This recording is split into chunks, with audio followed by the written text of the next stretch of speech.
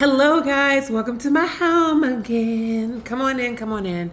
I do apologize in advance because I have the door open because it's so beautiful. Look out there. It's so beautiful. Oh my God. It's December in Texas and it's warm. So anyway, I was just talking to you guys because I'm about to watch the movie The Notebook. Before I watch that movie, I just want to say that movie is so emotionally draining for me. Now, the people that know me know I'm a little bit dramatic, just a little bit. I'm a theater person. What do you expect? This is my personality. I'm like this all day long. And that's probably why it's also hard for me to date.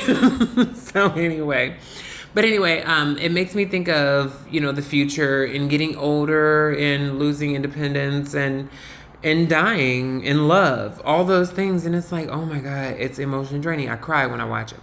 So anyway, it brings me to this dating scene currently.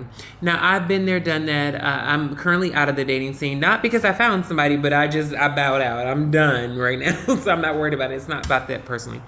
But anyway, I'm just saying, sometimes I thought about it's the littlest things that cost the least, that you put the most effort behind, that mean a lot to the person. Now, you know who you're dating, you know who you're with. I think it's not always about the material things, but sometimes if you're dating a materialistic person, then that's important to them. This doesn't apply to you. This applies to the people who actually want meaning and want things, behind the little gifts, So, like me. But anyway, it brings me to the ugliest pen that I've ever seen in my entire life. Ugly. Look at this. This is the most hideous pen ever. See, it's a pen. See? It doesn't even write anymore, so it doesn't even serve its purpose as a pen because it doesn't work. But I've kept this pen for 20 years. And you ask, why would you keep a pen that doesn't even work for 20 years and move it with you in every apartment that you live in for 20 years? It's because of what it represents.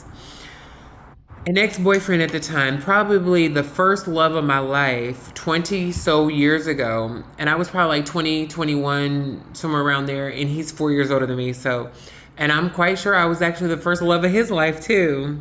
You couldn't tell us that we weren't going to be Jay and Katina for the rest of our lives, but anyway, things happen, so whatever, it is what it is. But anyway, he bought me this pen. He went somewhere and went to the souvenir shop, and he stopped there and he was like, "Oh, Katina, I got a gift for you. I can't wait to show it to you." Now, it's funny because every time Jay spoke, he popped his shoulders. So he had swag. He's a professional guy with swag, and I used to love that. That was my type. So he would be like, "Oh, Katina, I got to show you this gift I got for you." I'm like, this mug is popping his shoulders over the phone. Next time I see you, I want to show you this gift. He brings this. The most hideous pen I've ever seen. But I would never hurt his feelings, and I would never lie either. So I said, well, it's not my style, but I really want to thank you for getting me a gift. Like, you thought about me. That was wonderful. That was all that counted to me. It wasn't even that. It was what he said next that sealed the deal for me and made me keep this pen for 20 years. He said, I bought 3 of these pens. I said, oh, Lord Jesus.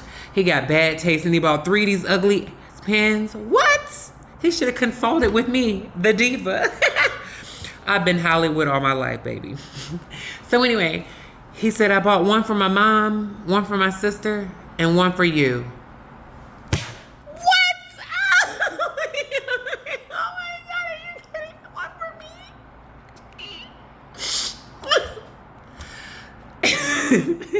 So anyway, the fact that he ranked me in there with his mother, his sister, and then me in our 20s, like, oh my God, are you kidding me? That is what made me keep this pen for 20 years. And I will keep this pen for 20 more if I can, and beyond that if I can. Because it means so much to me. I will never use it to try to make it work. No, it serves its purpose because of what it meant, what it represented.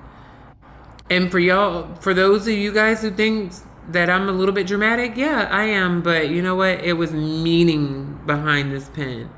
The fact that we spent many years of our lives trying to prove to each other why we didn't need each other. Lo and behold, we fell in love at that time. And we're not together now, obviously. I mean, years later, we spent about 10 years, somewhere around there, doing the same back and forth thing in our 20s and 30s. But that wasn't the point. Like, the point is not the fact that we're not together now, but the point is what this meant to me. It wasn't an expensive pen. This pen probably cost $5 or $3 20 years ago. And it was ugly. It should have been free.